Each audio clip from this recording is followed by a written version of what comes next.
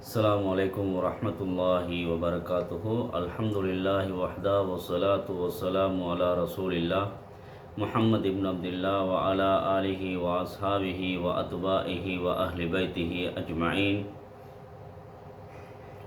மேலான அன்புக்குரிய சகோதரர்களே, கண்ணியத்துக்குரிய உலமா பெருந்தகைகளே, மிக முக்கியமான ஒரு காணொளியோடு உங்களை சந்திக்கலாம் என்று நான் நினைக்கின்றேன். அதாவது இந்த மாதம் 8ஆம் மாதம் 18ஆம் திகதி என்று நினைக்கின்றேன்.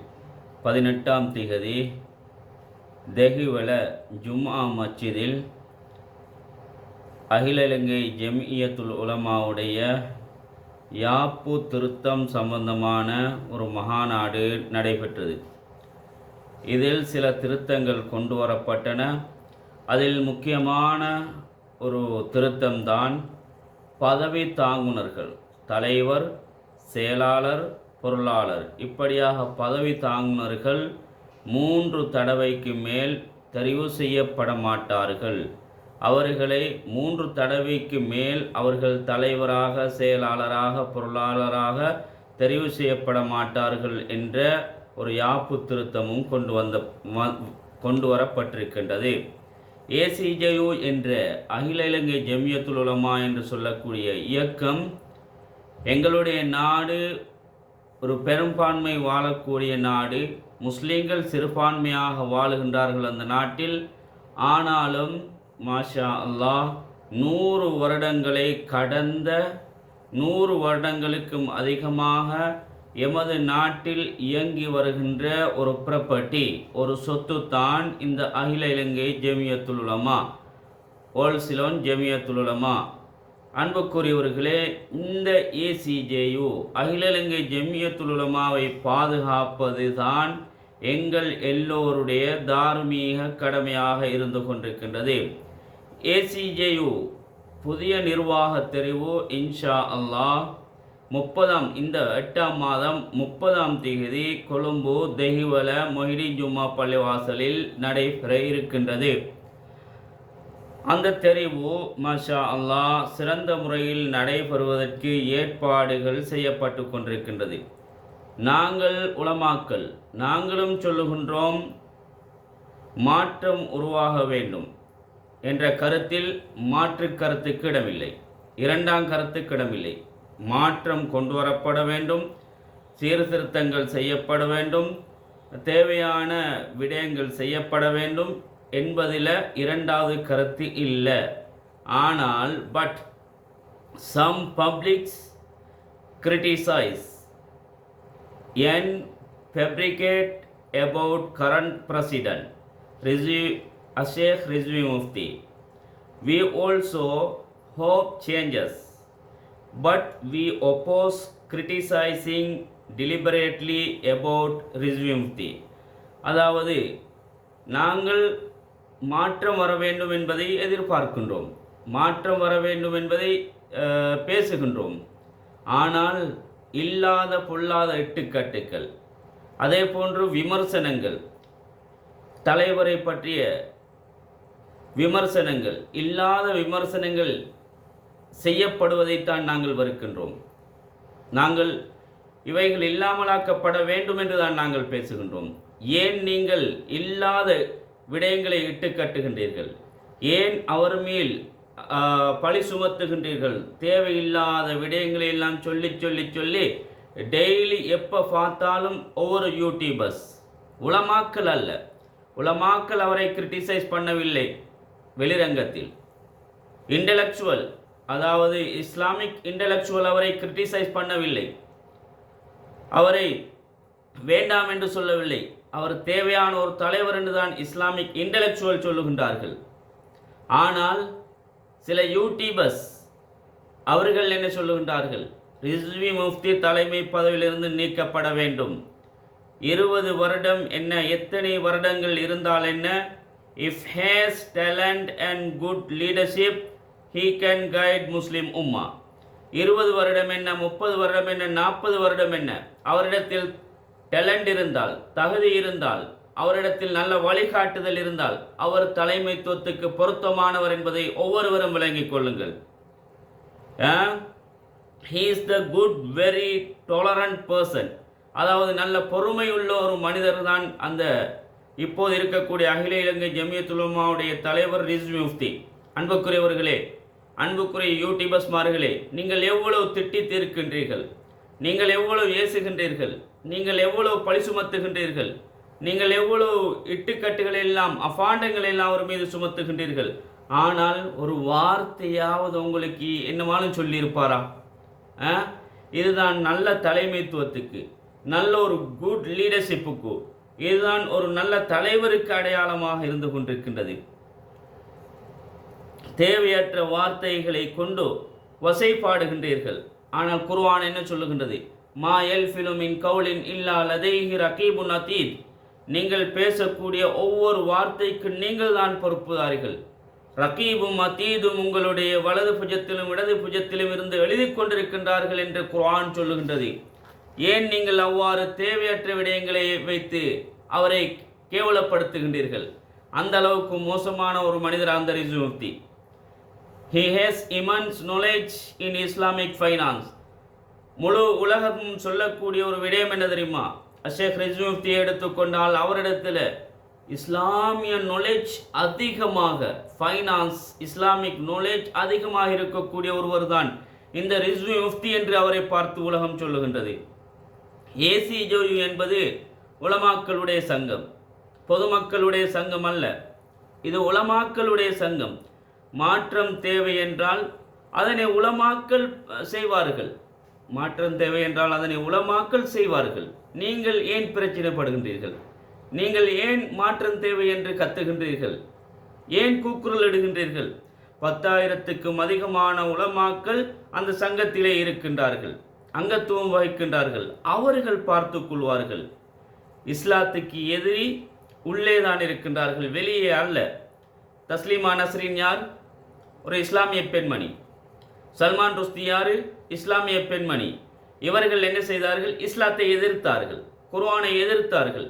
அதே போன்றுதான் ஒரு சிலர்களுடைய உந்துதலின் மூலமாக, பெரும்பான்மை சமூகத்துடைய உந்துதல் மூலம் அல்லது சிறுபான்மை சமூகம் அந்த ஏசிஜேயுவை வெறுக்கக்கூடிய ஒரு சில இஸ்லாமிய பெயர் தாங்கலின் மூலமாக, அவருடைய உந்துதலின் மூலமாக எப்படியோ இந்த இயக்கத்தை இல்லாமலாக்கப்பட வேண்டும், சுக்கு நூறாக்க வேண்டும் என்பதுதான் இவர்களுடைய எதிர்பார்ப்பாக இருந்து கொண்டிருக்கின்றது.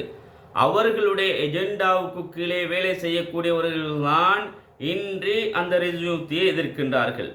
ஒருவருடைய கதையை பார்க்கும் பொழுது அவருக்கு எந்த விதமான கண்ணியம் கொடுக்காமல் ரிஸ்வி என்று சொல்லுகின்றார். அவர் யார்? எவ்வளோ பெரிய படித்த ஒரு அறிவாளி. ஏன் அவருடைய பெயரை கூட முஃப்தி என்று சொல்வதற்கு கூட அவருக்கு முடியாது போல, அதனால் ரிஸ்வி என்று சொல்லுகின்றார். அன்புக்குரியவர்களே, ரிஸ்வி முஃப்தி தான் முழு உலகத்திற்கும் இந்த இலங்கை நாட்டில் இருக்கக்கூடிய முஸ்லீம் உம்மாவை, இந்த அகில இலங்கை ஜமியத்துல் உலமா இப்படி ஒரு வியாபித்திருப்பதற்கு காரணம் இந்த ரிஸ்வி முஃப்தி தான். ஆரம்பத்தில் சிறிதாக ஆரம்பிக்கப்பட்ட ஜமியத்துல் உலமா, ஆரம்பத்தில் உருவாக்கியவர்களை நாங்கள் மறக்கவில்லை, ஒருபோதுமே மறக்க மாட்டோம். அவர்களுடைய பெயர்கள் எங்களிடத்தில் இருக்கின்றது, அவர்களுக்குரிய கண்ணியம் எங்களிடத்தில் இருக்கின்றது, அவர்களுக்குரிய துஆ எங்களிடத்திலே இருக்கின்றது. ஆனால் இந்த அளவுக்கு முழு உலகத்துக்கும் இந்த ஏசிஜேயு அகில இலங்கை ஜமியத்துல் உலமா வியாபித்திருப்பதற்கு காரணம் யார் என்றால் இந்த ரிஸ்வி முஃப்தி தான், வேறு யாரும் இல்லை. அன்புக்குரியவர்களே, ஏசிஜேயுக்கு உள்ளேயும் சிலர்கள் இருக்கலாம், இந்த தலைமை பதவி எதிர்பார்த்து கொண்டிருப்பவர்கள் சிலர்கள் இருக்கலாம். யாரை எடுத்துக்கொண்டாலும் தலைமை பதவிக்கு ஆசைதானே. நான் தலைவராக வர வேண்டும், நான் செயலாளராக வர வேண்டும், நான் பொருளாளராக வர வேண்டும் என்ற ஆசைதானே. அதிலும் ஒரு சில உலமாக்கள், அந்த ஏசிஜேவுக்கு உள்ளே இருக்கக்கூடிய உலமாக்கள் இருக்கலாம், அதிலேயும் கருப்பாடுகள் இருக்கலாம். எனவே அன்புக்குரியவர்களே, அவர் ஒரு நல்ல ஆளுமை உள்ள ஒருவர், நல்ல அறிவாளி, இன்டலெக்சுவல், தக்வா உள்ள, மார்க்க அறிவு நிறைந்த ஒருவர் தான் அந்த ரிஸ்வி முஃப்தி. அவரை பற்றி சொல்லக்கூடிய அடுத்த விடயம் என்னவென்றால், அவர் உலக நாடுகளுக்கு சுற்றுப்பயணம் செய்கின்றார். போகத்தானே வேண்டும். ஒரு ஜெமியாவுடைய ஒரு நாட்டினுடைய ஒரு சமூகத்துடைய தலைவராக இருந்தால் அவர் வேறு நாடுகளுக்கு செல்ல வேண்டும். அடுத்த நாடுகள் அவரை எதிர்பார்க்கும், அவருடைய சொற்பொழிவுகளை எதிர்பார்க்கும், அவருடைய நசீகத்துகளை எதிர்பார்க்கும் அந்த நாடுகள். எங்களுக்கு பொறுமதி இல்லை, எங்களுக்கு அவருடைய பெருமதி தெரியாது, அதனால் தான் நாய் போன்று நாங்கள் இப்படி கத்துகின்றோம். கண்டவர்கள் எல்லாம் அவரை பற்றி விமர்சிக்கின்றார்கள், ஆனால் அவருடைய பெருமதி தெரிந்தவர்கள் அவரை வரவேற்கின்றார்கள். எத்தனையோ உலக நாடுகள் 79 80 உலக நாடுகளுக்கு செல்கின்றார் என்ற ஒரே சுற்றுப்பயணம்தான் என்ற பேச்சும் அடிபடுகின்றது. கண்ணியத்துக்குரியவர்களே, அவரை எந்த நாடு யார் அழைக்கின்றார்களோ அவர்கள் ஸ்பான்சர் பண்ணி அவரை அழைக்கின்றார்கள். இது ஜெமியாவுடைய பணமோ, இது உங்களுடைய பணமோ, அல்லது பொதுமக்களுடைய பணமோ, யார பணமும் அல்ல. அவரை ஸ்பான்சர் பண்ணக்கூடியவர்கள் அவரை அழைக்கின்றார்கள் அவருடைய நசீகத்தை பெற்றுக்கொள்வதற்கு. இதில் ஏனப்பா நீங்கள் தலையிட வேண்டும்? நீங்கள் ஏன் இப்படி குறுக்கிட வேண்டும்? ஏன் இதை வைத்து நீங்கள் உங்களுடைய காலத்தை நேரத்தை வீணடிக்க வேண்டும்? உங்களுக்கு ஒன்றை நான் சொல்லுகின்றேன். ஜோர்டானில் அம்மானில் ஒரு ரிசர்ச் ஃபவுண்டேஷன் இருக்குது. அந்த ரிசர்ச் ஃபவுண்டேஷனில் என்ன செய்தார்கள்? முழு உலகத்திலும் இருக்கக்கூடிய இன்டலெக்சுவலை தெரிவு செய்தார்கள். அதில் 500 பேரை தெரிவு செய்தார்கள். அந்த 500 பேரிலும் வடிகட்டினார்கள் 50 பேரை. அந்த 50 பேருக்குள்ளே நாங்கள் அல்லாஹ்வுக்கு நன்றி செலுத்த வேண்டும். இந்த 50 பேருக்குள்ளே எங்களுடைய பௌத்த நாட்டில் வாழக்கூடிய நாங்கள் அல்லாஹ்வுக்கு நன்றி செலுத்த வேண்டும். 3வது இடத்தில் இந்த ரிஸ்வி முஃப்தி அவர்களை தெரிவு செய்தார்கள். அறிவாளி இல்லாவிட்டால் காசு கொடுத்தா இப்படி தெரிவு செய்வது, பணம் கொடுத்தா தெரிவு செய்வது இல்லை. அவருடைய சில முக்கியமான தகவல்கள் தரவுகளை வைத்துத்தான் அவரை 3வது இடத்துக்கு தெரிவு செய்திருக்கின்றார்கள்.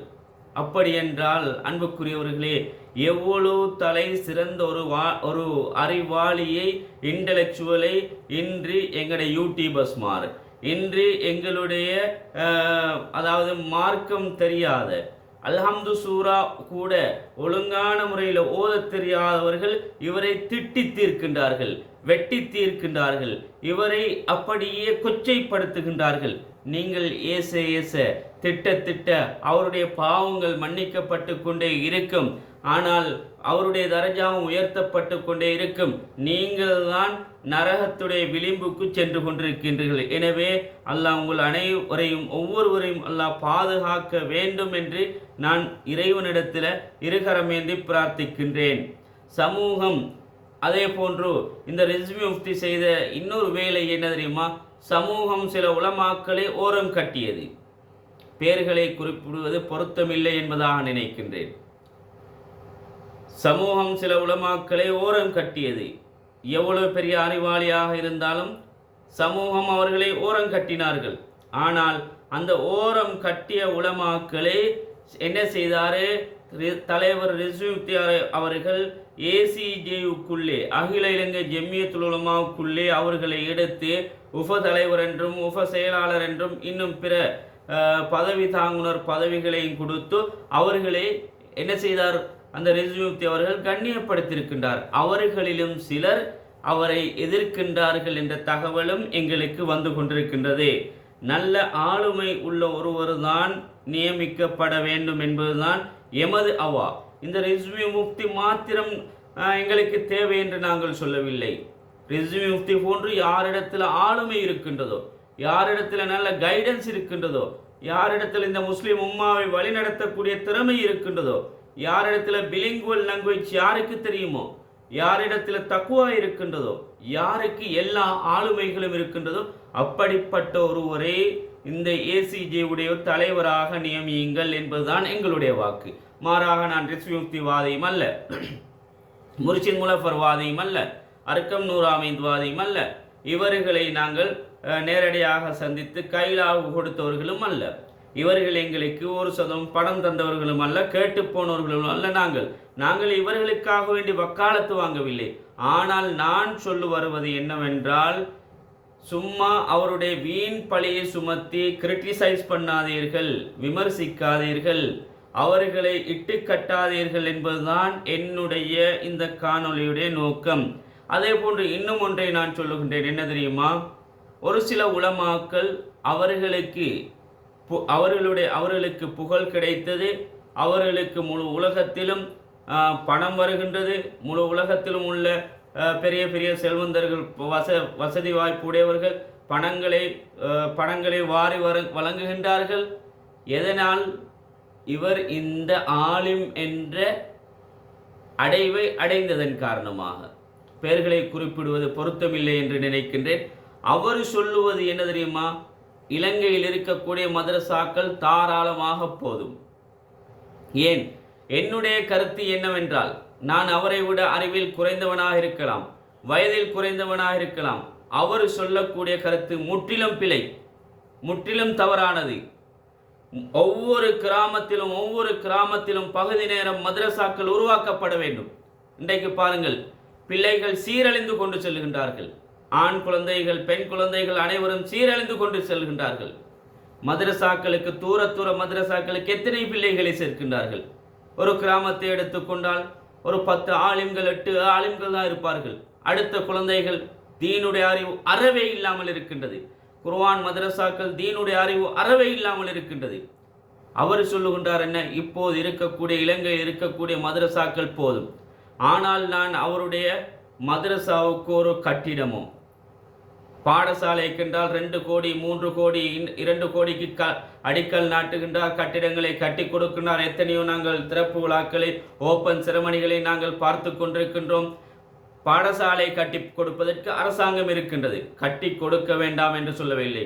இதற்கும் சொல்லுவீர்கள், இவர் பாடசாலையுடைய விடயத்துக்கு, பாடசாலை கட்டிடங்கள் கட்டுவதற்கு எதிர்ப்பு தெரிவிக்கின்றார் என்று நீங்கள் முத்திரை ஒட்டலாம். இல்லை, வேண்டாம் என்று நாங்கள் சொல்லவில்லை.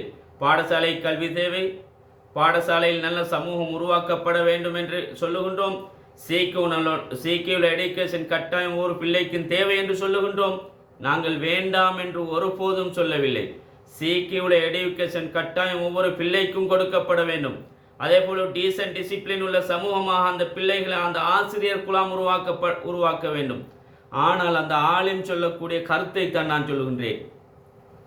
அவர் பெரிய பட்ட படிப்புகளை படித்தவராக இருக்கலாம். இலங்கையில் இருக்கக்கூடிய மதரசாக்கள் போதும்.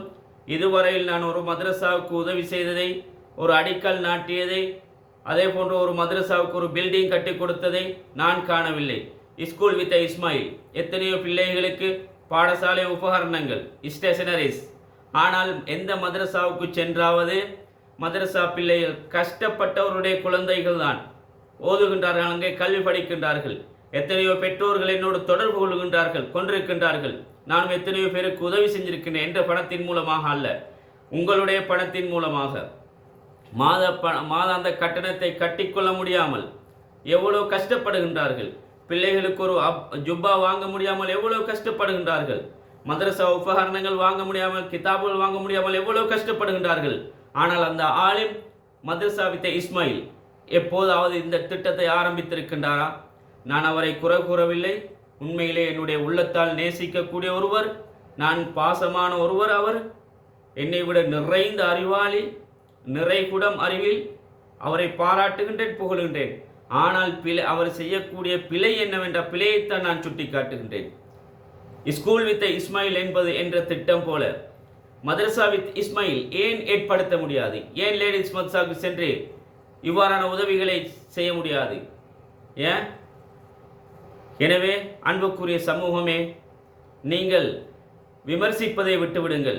ஒரு நல்ல ஒரு தலைவர் இன்ஷா அல்லாஹ் தெரிவு செய்யப்படலாம். மீண்டும் தலைவர் ரிஸ்வி முஃப்தி தெரிவு செய்யப்பட்டால் அதுவும் சிறந்தது. ஒரு பழுத்த இலை கீழே விழுவதாக இருந்தால் அல்லாஹ்வுடைய ஏற்பாடாகத்தான் இருக்கும். அல்லாஹ்வுடைய ஏற்பாடு இல்லாமல் அது கீழே விழாது என்பதை நீங்கள் ஈமான் கொண்டிருக்கின்றீர்கள். லா தஸ்குத்து மின் வரக்கத்தின் என்ன? அல்லாஹ்வுடைய உத்தரவில்லாமல் எந்த பழுத்த இலையும் கீழே விழாது என்பதை நான் குர்ஆன் சொல்லுகின்றது. அப்படி என்றால் மீண்டும் அந்த ரிஸ்வி முஃப்தி தலைவராக தெரிவு செய்யப்படுவதாக இருந்தால் அது அல்லாஹ்வுடைய ஏற்பாடு. அது ஒரு ரகசிய வாக்கெடுப்பு. பலர்கள் வாக்கு போடுவார்கள். எல்லோருக்கும் ரிஜியூத்து கோல் எடுத்து எனக்கு வாக்கு போடுங்க வாக்கு போடுங்க வாக்கு போடுங்கன்னு ஒரு காலம் சொல்ல மாட்டார். அவர் அப்படி ஆசைப்பட்டவரும் அல்ல. நீங்கள் இதனை வைத்து என்னை நீங்கள் என்ன செய்யலாம், மடையடிக்கலாம், பரவாயில்லை, என்னுடைய பாவம் கழிந்து போகும். ஆனால் நீங்கள் ஒன்றை மாத்திரம் நினைவில் வைத்துக் கொள்ளுங்கள், நான் இந்த காணொலியில் ரிஸ்வி முஃப்தி தான் தலைவராக வர வேண்டும் என்று நான் அடம் பிடிக்கவும் இல்லை, சொல்லவும் இல்லை. தகுதி உள்ளொருத்தர் வர வேண்டும், ஆளுமை உள்ளொருத்தர் வர வேண்டும், நல்ல இன்டலெக்சுவல் உள்ளொருத்தர் வர வேண்டும், நல்ல புலமை உள்ளொருத்தர் வர வேண்டும். அதே போன்று சும்மா ஒரு மனிதனை போட்டு கேவலப்படுத்தாதீர்கள் என்பதுதான் என்னுடைய வினயமான வேண்டுகோள். எப்போ யூடியூப் தளங்களை திறந்தாலும் ரிஸ்வி முஃப்தி, ஏசிஜேவுடைய தலைவர், யாரை பார்த்தாலும் விரலுக்கு வேறு வேலை இல்லை.